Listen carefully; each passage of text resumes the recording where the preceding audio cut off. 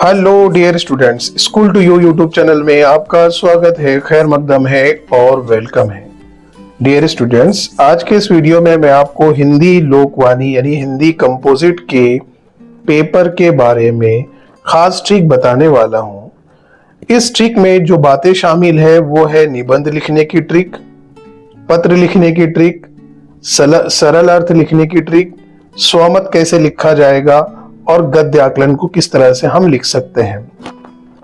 खास करके उन बच्चों के लिए जो हिंदी मराठी में कमजोर है, हिंदी में उनकी किसी वजह से पढ़ाई नहीं हो पाई है, इसलिए हम ये उनके लिए बना रहे हैं। अब इसमें ये 5 पॉइंट शामिल है। उसमें सबसे पहले हम देखने वाले हैं निबंध लिखने की ट्रिक। अब जैसे मैंने आपको मराठी में बताया था कि हम आत्मकथन निबंध ऐसे लिख सकते हैं जिसमें 2 जगह हम फील कर लेंगे, बाकी पूरा के पूरा निबंध हम जैसे के वैसे लिख लेंगे तो वो किसी भी सवाल के जवाब में फिट हो जाता है। उसी तरीके से हिंदी में भी आत्मकथन निबंध की हम ये ट्रिक देखने वाले हैं। अब आपको पता है हिंदी लोकवाणी के अंदर निबंध के 2 प्रकार हैं, एक वर्णनात्मक निबंध है और आत्मकथन निबंध है। अब जो ये ट्रिक मैं आपको बता रहा हूं ये सिर्फ आत्मकथन निबंध पर ही फिट होगी और आत्मकथन निबंध हर पेपर में ऑप्शन में आपको देखने को मिलता है। लगातार पिछले सालों के पेपर भी आप उठाकर देख सकते हैं। जैसे ये 2025 का पेपर है, विज्ञान के चमत्कार, ये वर्णनात्मक निबंध है। बेरोजगार की आत्मकथा, ये आत्मकथन निबंध है। उसी तरह से 2024 का पेपर ले लो, मेरा प्रिय नेता वर्णनात्मक निबंध है। पाठ्य पुस्तक की आत्मकथा आत्मकथन निबंध है। उसी तरह से 2020 का पेपर ले लो, मैं पेड़ बोल रहा हूं, ये आत्मकथन निबंध है। और अनुशासन का महत्व, ये वर्णनात्मक निबंध है। आपको ये पता होना चाहिए कि जो वर्णनात्मक निबंध है ये किसी दूसरे के बारे में लिखे जाते हैं, अपने ख्यालात। आत्मकथन निबंध में वो चीज आपको बन जानी होती है। अगर आपको लिखने के लिए आया पाठ्य पुस्तक की आत्मकथा लिखो, तो यूं समझना पड़ता है कि आप पाठ्य पुस्तक हो, यानी सिलेबस की कोई किताब हो। अगर लिखने के लिए आया कि मैं शाळा बोलतो, मैं स्कूल बोल रही हूं, अभी तो हिंदी का पेपर है ना, मैं स्कूल हूं या मैं स्कूल बोल रहा हूं, तो यूं समझना पड़ेगा आपको कि आप स्कूल बन गए हो और उसके हिसाब से आपको निबंध लिखना पड़ेगा। अब मैं क्या समझाना चाह रहा हूं, आपको समझ गए होंगे कि आत्मकथन निबंध में ही ये ट्रिक फिट होती है। अब इसके सवाल कैसे आते हैं मैंने आपको बता दिया। जैसे 2025 में आपको मैंने कहा कि ये सवाल आया था बेरोजगार की आत्मकथा, यानी आपको बेरोजगार बन जाना है। मैं एक बेरोजगार हूं, मैं बहुत दिनों से रोजगार की तलाश में हूं, यानी आप खुद बन गए हो। उसके बाद 2024 का पेपर ले लो, इसमें आया है पाठ्य पुस्तक की आत्मकथा, इसमें आपको पाठ्य पुस्तक बन जाना है। अपने आप को एक किताब महसूस करके लिखना है, मैं एक किताब हूं, मेरे बहुत सारे रूप है, मेरा जन्म प्रेस में हुआ है, लोग मेरे को इंग्लिश में बुक भी कहते हैं, वगैरह वगैरह। अब ये जो निबंध है आत्मकथन निबंध, उनके लिए ही मैं बता रहा हूं, ठीक है? समझ गए मेरी बात, मैं क्या कहना चाह रहा हूं? ओके, तो ये आत्मकथन निबंध का फॉर्मेट है।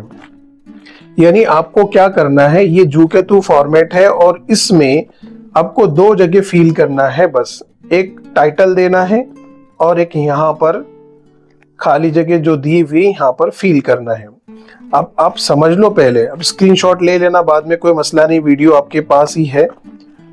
ये पीडीएफ भी मैं आपको इसकी लिंक डिस्क्रिप्शन में दे दूंगा, प्रिंट निकाल सकते हैं, लिख सकते हैं, कोई मसला नहीं है। पहले समझ लो इसको।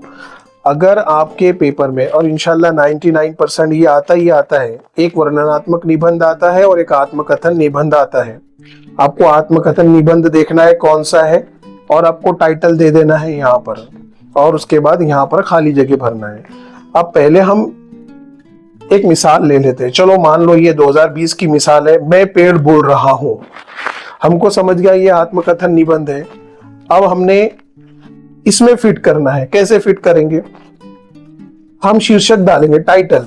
पिक्चर का टाइटल कैसे बड़ा आता है, आप सबसे ऊपर डालेंगे टाइटल, मैं पेड़ बोल रहा हूं, ठीक है? अब शुरू करेंगे आप कंटेंट।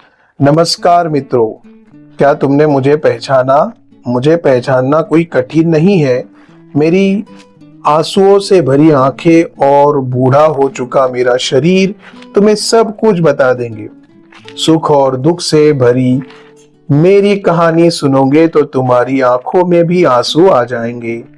आज बहुत दिनों बाद मुझे कुछ बोलने का मौका मिला है, क्या तुम थोड़ा सुनोगे? आज मैं तुम्हें अपनी कहानी सुनाने वाला हूं। मैं एक पेड़ हूं। ठीक है, अब मैंने खाली जगह में क्या डाल दिया हूं? पेड़ डाल दिया हूं। ऊपर टाइटल क्या लिखा हूं? मैं पेड़ बोल रहा हूं। अभी तक तो सबके सब फिट हो रहा है कि नहीं हो रहा है? हो रहा है।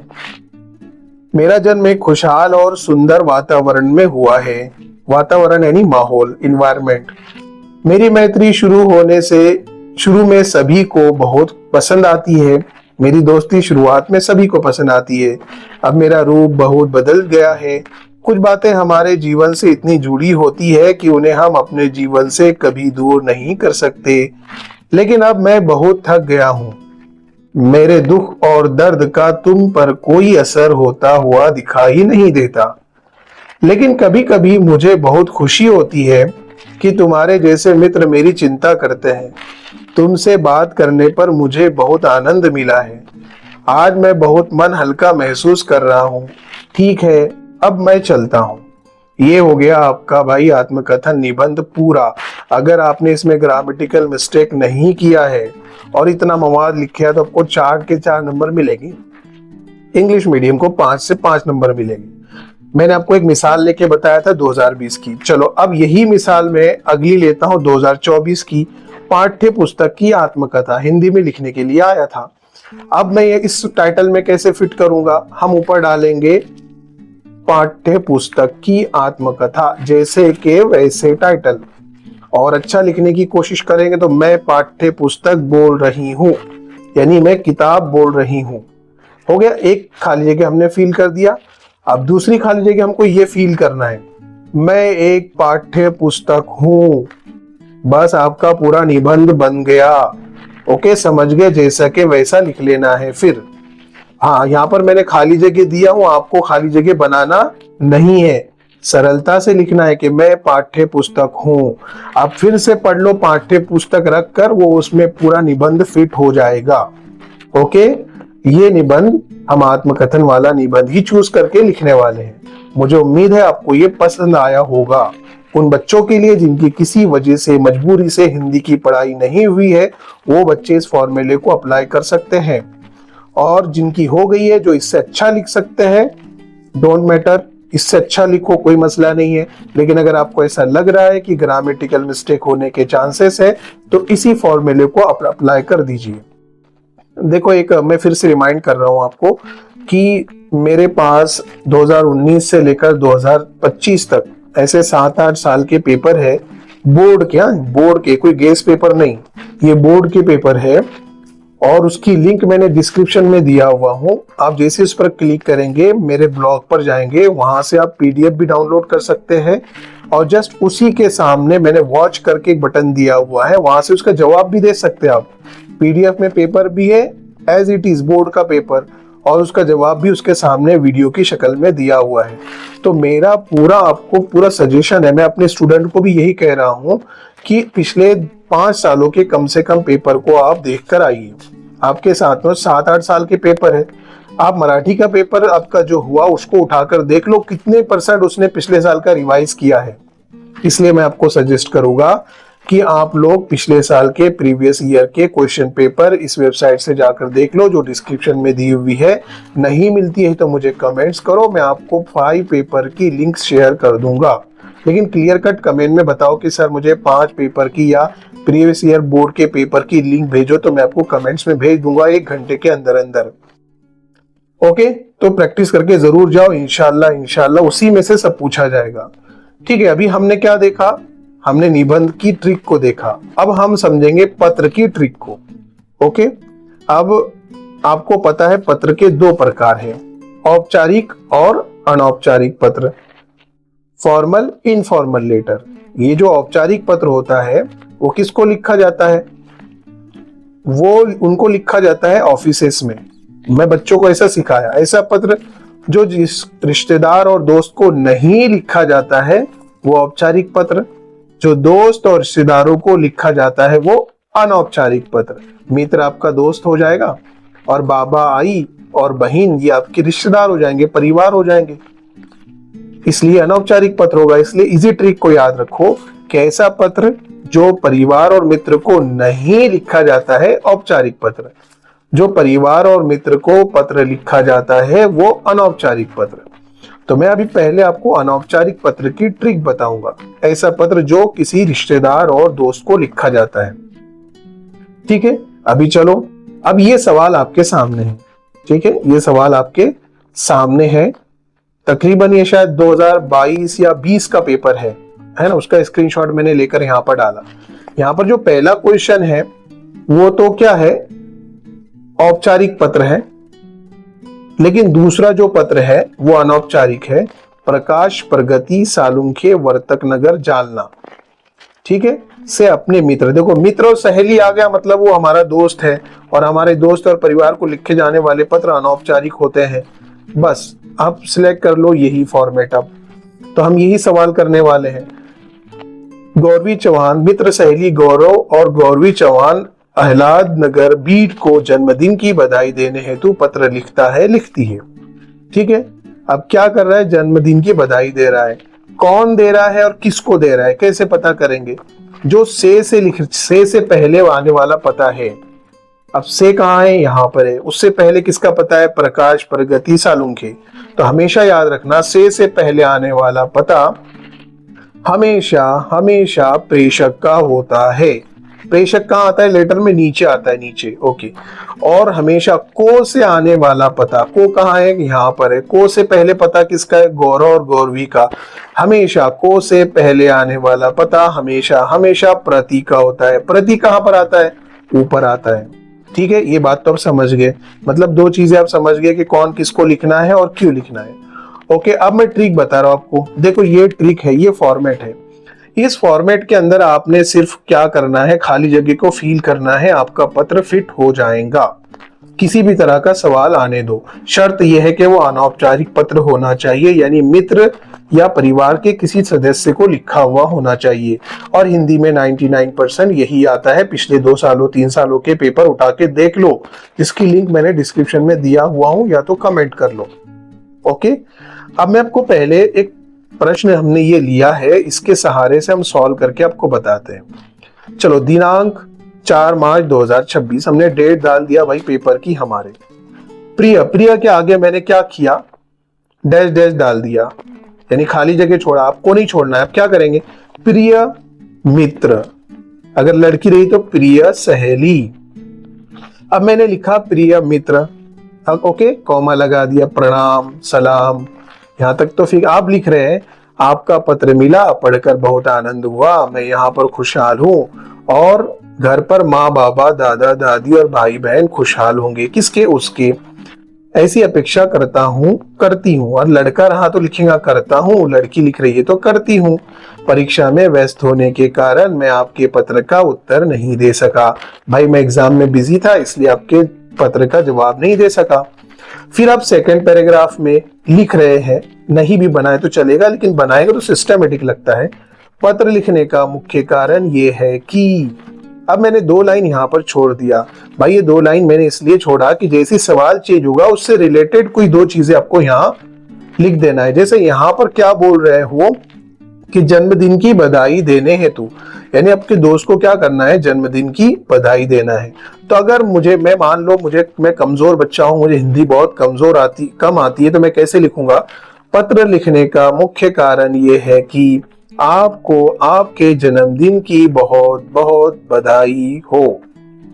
बस 1 लाइन मैंने आपको लिखा, मेरा पूरा पत्र हो गया। और फिर आगे बोल रहे हैं, ऊपर के विषय के अनुसार आप मुझे जल्द ही प्रतिक्रिया देंगे, यानी जवाब देंगे, ऐसा हम अपेक्षा करते हैं, ऐसी मुझे उम्मीद है। घर में माँ बाबा दादा दादी को प्रणाम और छोटी मुन्नी चंदू को मेरा आशीर्वाद। ओके, अब फिट हो गया। फिर आप बोलेंगे धन्यवाद। फिर अगर लड़का लिख रहा तो आपका नम्र, वो नम्र के ऊपर डॉट है, मैं इसमें नहीं आया है, और आपका नम्र, और लड़की लिख रही तो आपकी नम्र, नाम और पता। अब यहां पर कौन लिख रहा है, मैंने हमेशा कहा कि से पहले आने वाला पता हमेशा प्रेषक का होता है। अब प्रकाश प्रगति सालुंके वर्तक नगर जालना, ये जैसा कैसा एड्रेस हम यहाँ पर डालेंगे, लेकिन मैं आपको ये बताना ज्यादा इंपॉर्टेंट समझता हूं कि जो लास्ट वाला ईमेल है, भले ही आपके सवाल में नहीं दिया हुआ है, लेकिन ये लास्ट वाला ईमेल जो मैंने डाला वो आपके लिए कंपलसरी है, याद रखना। ऊपर का ईमेल आपने नहीं लिखा तो चलेगा, लेकिन लास्ट में प्रेषक का ईमेल डालना कंपलसरी होता है। Email xyz@gmail.com, same to same डाले तो चलेगा, वरना आप डाल सकते हो यहाँ पर prakash@gmail.com, pragati@gmail.com, इस तरह से आप डाल सकते हैं। दूसरी बात, एक खास बात याद रखो जो मुझे पहले बताना चाहिए था। आप देख रहे होंगे कि इस पत्र में प्रति का पता और नाम नहीं है ना, पता और नाम नहीं है। आप याद रख लो, इसको अपने दिमाग में एक जगह कोने से लिख लो, लेकिन गौर से सुनो। अनौपचारिक पत्र, औपचारिक नहीं बोल रहा हूं मैं, अनौपचारिक पत्र में आपको प्रति का एड्रेस लिखना कंपलसरी नहीं है। अगर आप लिख सकते तो लिखो, वरना उसको स्किप कर दो। जैसे मैंने लिखाया, दिनांक के बाद डायरेक्ट प्रिय मित्र, और नाम डाल सकते तो नाम डालो, प्रिय मित्र गौरव, प्रणाम, बस ऐसे शुरू करो। आई बात समझ में? दो चीजें मैंने इंपॉर्टेंट कहा आपको। नंबर एक, लास्ट वाला ईमेल कंपलसरी है, और ऊपर का जो प्रति का एड्रेस है वो डालना कंपलसरी नहीं है। लेकिन नीचे का जो एड्रेस है, प्रेषक वाला एड्रेस, यहाँ पर प्रकाश सालुंके का जो एड्रेस है वो वाला एड्रेस डालना कंपलसरी हो जाता है। ठीक है, आपको फॉर्मेट जू का तो याद करना है, कोशिश करना है कि आपकी ग्रामेटिकल मिस्टेक ना हो, जैसा कि वैसा लिखना है। मैंने सोच समझ के लिखा, यहाँ पर कहीं पर भी ग्रामेटिकल मिस्टेक नहीं है, बस नंबर पर डॉट है, याद रखना।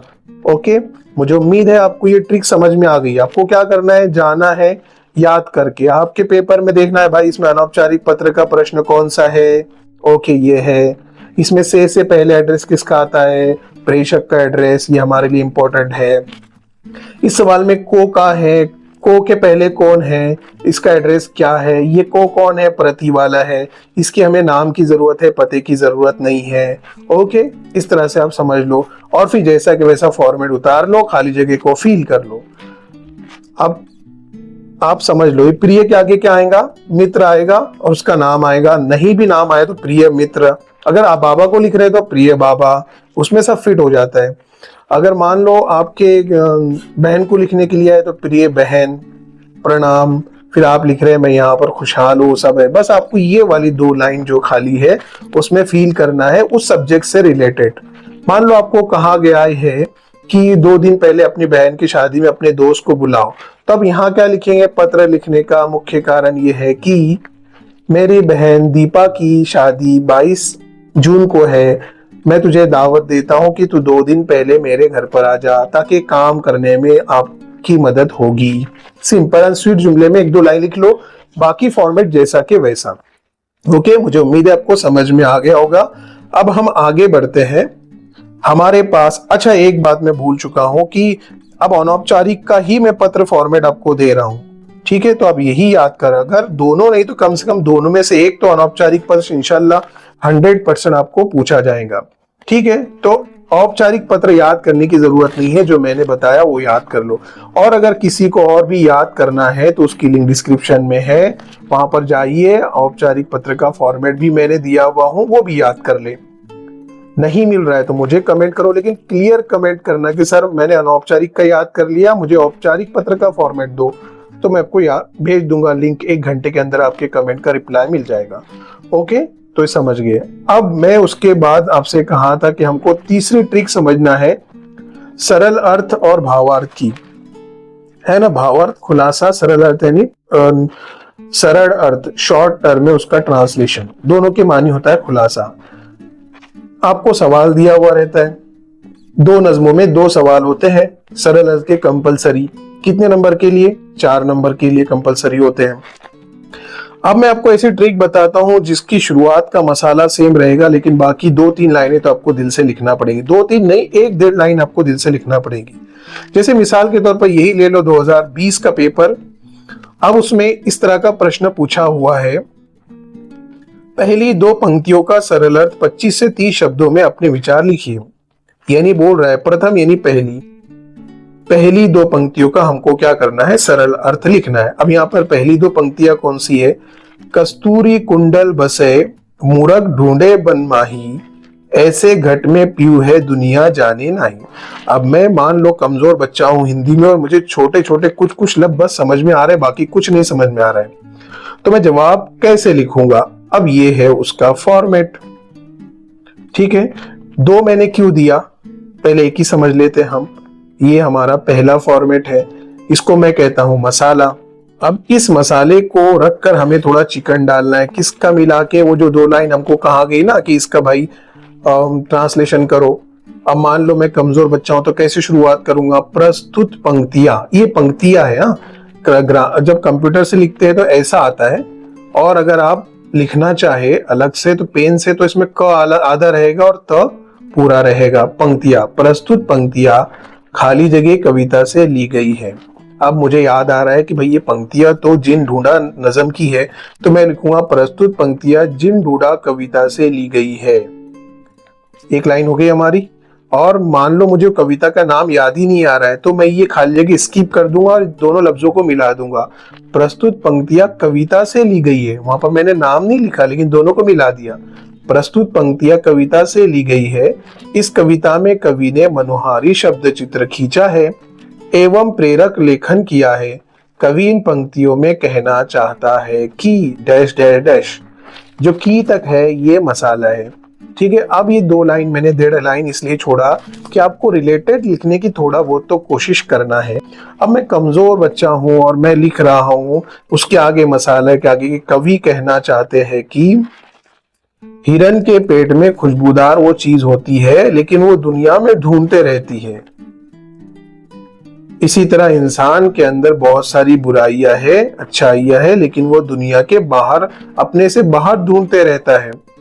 बस हो गया भाई आपका, यहाँ पर सिर्फ 1.5 लाइन आपको डालना है, कोई ज्यादा तीर नहीं मारना है, लेकिन रिलेटेड आपको लिखने की कोशिश करना है ग्रामेटिकल मिस्टेक किए बगैर।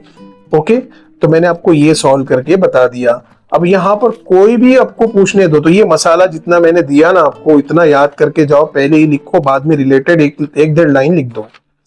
कविता का नाम नहीं याद आ रहा है तो डैश हटा दो, और याद आ रहा है तो डैश की जगह कविता का नाम लिख दो।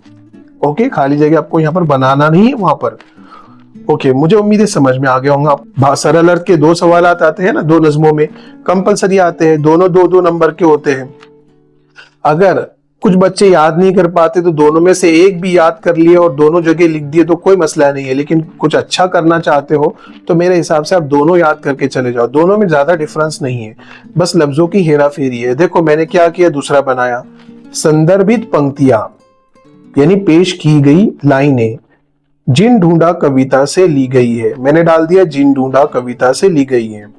ठीक है, अगर मुझे नाम नहीं आ रहा है कि यार ये कविता कौन से कविता की है, पंक्तियां कौन से कविता की है, तो मैं क्या करूंगा, संदर्भित पंक्तियां कविता से ली गई है, वो दोनों लफ्जों को मिला दूंगा, वहां से खाली जगह हटा दूंगा। फिर आगे लिख रहा हूं, इस कविता में कवि ने विपुल लेखन किया है यानी मिसाली तहरीर की है। इन पंक्तियों में कवि विस्तृत लेखन करते हुए कहते हैं कि है, और वो कहना चाहते हैं कि, अब यहाँ पर कहना चाहते हैं कि इसकी जगह आपको 1.5 या 1 लाइन कम से कम लिखने की कोशिश करना है।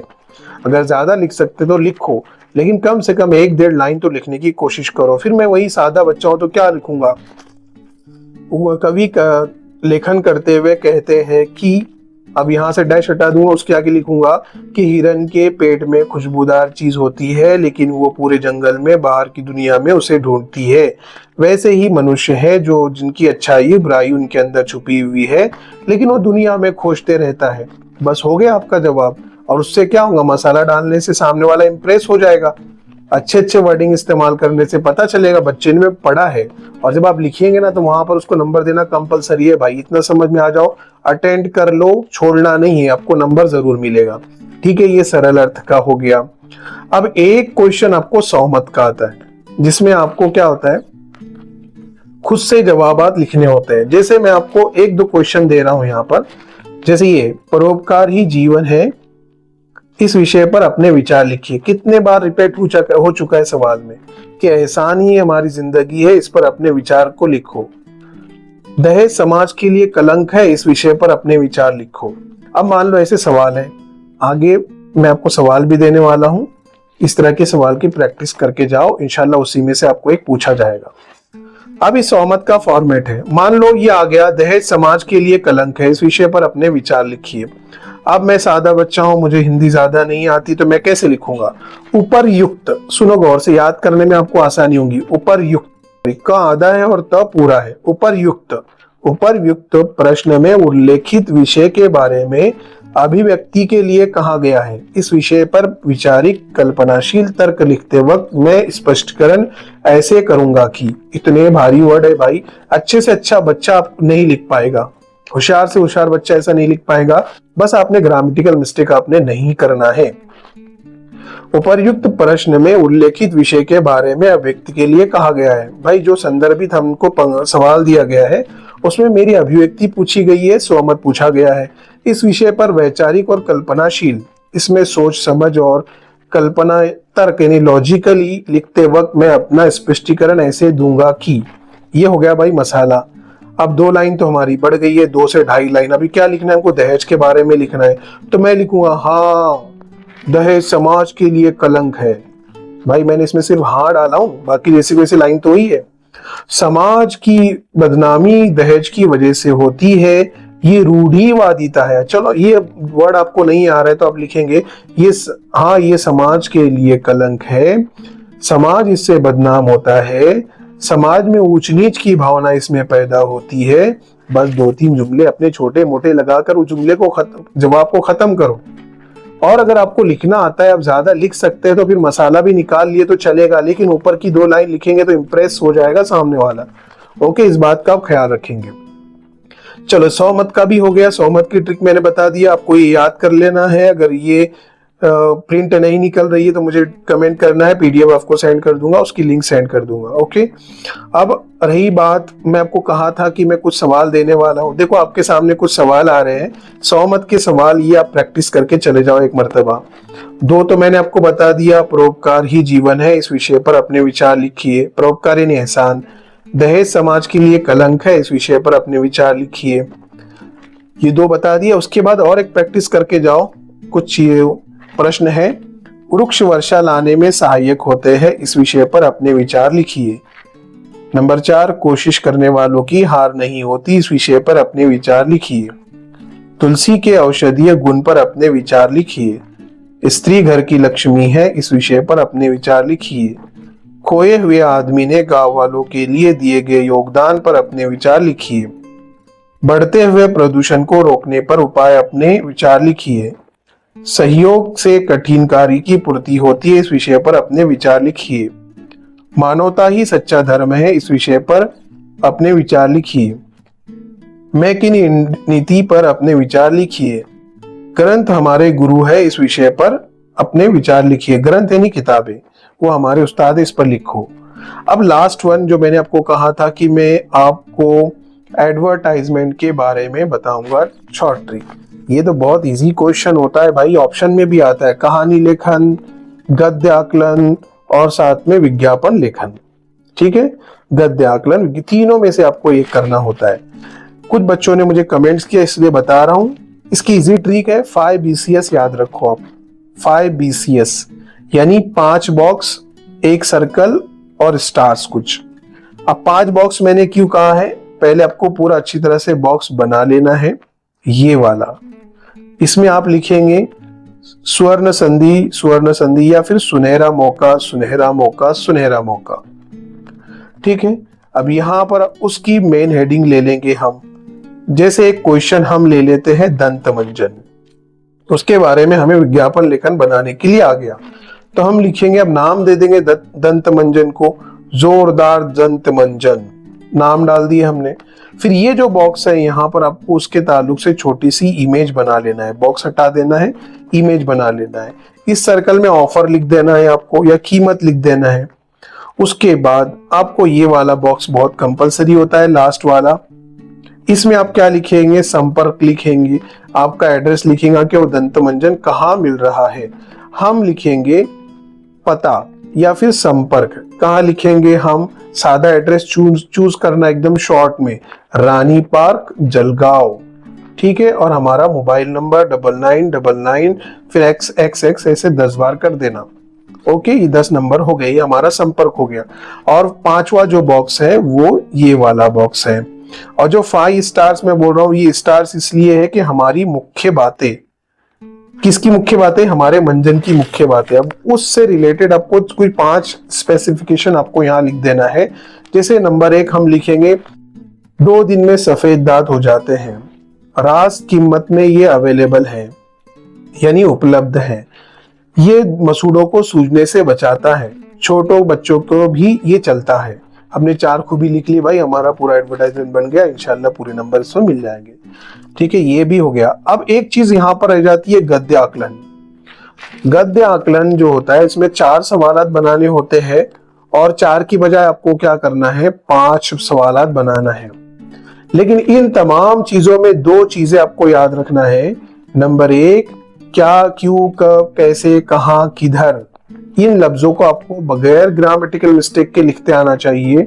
और जब आप सवाल बनाएंगे 4 की बजाय 5 बनाएंगे और लास्ट में क्वेश्चन मार्क देना नहीं भूलेंगे भाई, ये याद रखो।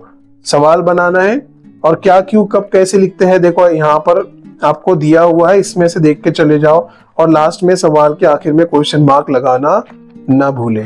ठीक है, अभी हमने इसमें इतनी सारी चीजें समझे हैं। मुझे उम्मीद है आपको बहुत पसंद आया होगा। इस वीडियो को लाइक कीजिए, शेयर कीजिए और सपोर्ट कीजिए।